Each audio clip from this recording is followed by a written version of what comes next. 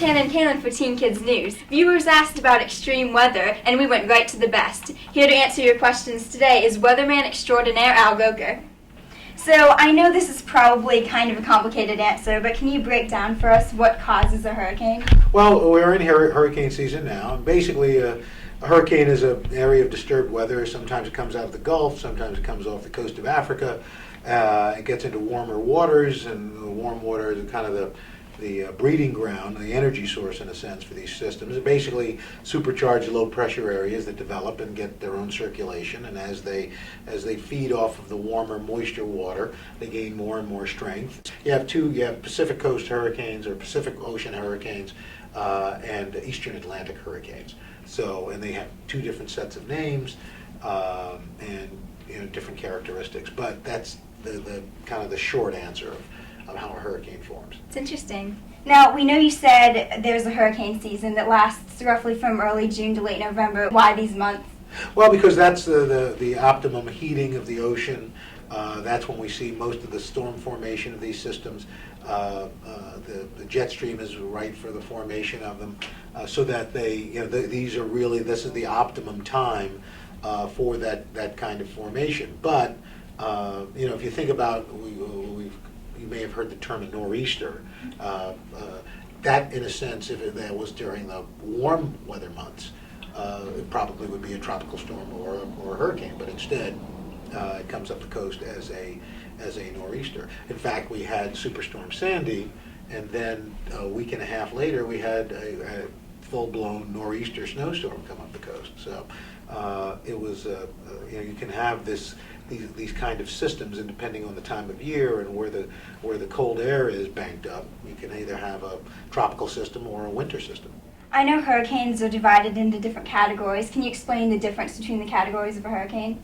Well, you're basically talking about wind speed with a hurricane. So there's a Category 1, a Category 2, a Category 3, a Category 4, a Category 5, and as you increase, and here's the important thing, people tend to focus on categories because the winds are bigger. The fact is, it's not about the categories, because if you look, Superstorm Sandy, when it came on shore, was a tropical storm. It wasn't even a hurricane, and this is, I think, the second most costly weather disaster in our nation's history. We talked to folks who were down in the year before we had Hurricane Storm Isaac, that we talked to some folks in the Louisiana area. They said even though it was a tropical storm, they had more rain and more water than they did during Hurricane Katrina, and it was just a tropical storm. So don't focus on categories. Focus on the fact that there's a storm coming. You just don't know because it all depends on where it's coming from and where it's going. When it's coming and where it's going, and that's why heeding the watches and warnings are so important. How are hurricanes named? That's done at the National Hurricane Center. They have a list. They have several lists.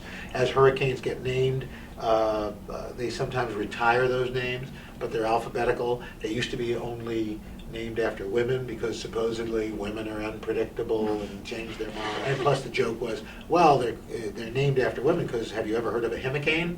So it's an old joke, an old guy. I like but it. Then now they alternate from male, female, male, female. Now, what does it take for a hurricane name to be retired? There has to be catastrophic destruction, like they've retired Andrew and Katrina, and now Sandy and Irene. So as those names come off, new names come on. How can people stay safe under a hurricane watch or warning? Well, they need to just pay attention to their local media. When there are warnings to evacuate, it's time to evacuate. To make sure you don't wait for the last minute, that you have a hurricane kit, that you've made preparations, let's say gotten all of your belongings or your important belongings like photographs or birth certificates, weddings, marriage certificates, things like that, marriage licenses, into a safe place like a safe deposit box at your bank, something like that. You need to make sure you all know an evacuation route so that you need to be able to get out when you're told to. Otherwise, to be able to shelter in place, to make sure you have fresh water, non-perishable food, and flashlights with batteries, that sort of thing. That's the takeaway for anybody watching this.